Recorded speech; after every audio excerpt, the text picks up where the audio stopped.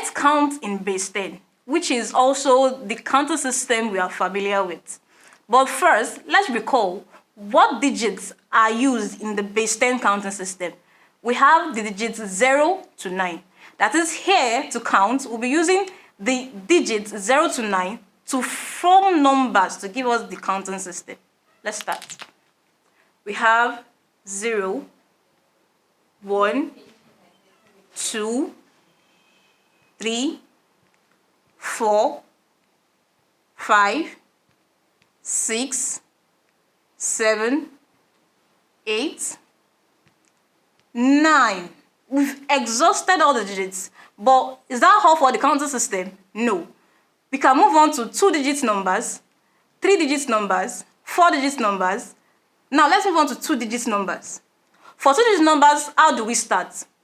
We pick the next highest number, 1, then start combining with all those digits all over again to give us 2-digit numbers. So we have 1 0, 1 1, okay, 1 2, 1 3, 1 4, 1 5, 1 6, 1 7, 1 8, 1 9. We've exhausted the whole of the digits together with 1 for these 2 digits. Now, what's the next highest after 1? 2. So we go all over again with 2.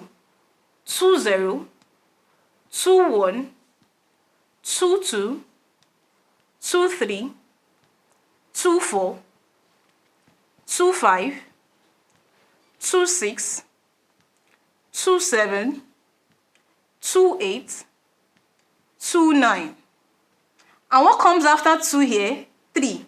So we have 3 0, and it goes on like that for 2-digit numbers till 9 9, which is the highest for the 2-digit number in this counting system. Now, is that all? No, we can still have 3-digit numbers. We can have 4-digit numbers. So for 3-digit numbers, how do we start?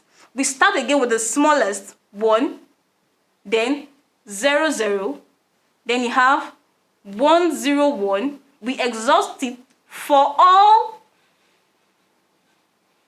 the 3-digit numbers also, and we keep on going like that till 4-digit numbers, 5-digit numbers, 6-digit numbers. And whenever you see the counting system like this, you see numbers like this, where base are not written under, it simply means they are in base 10. Thank you.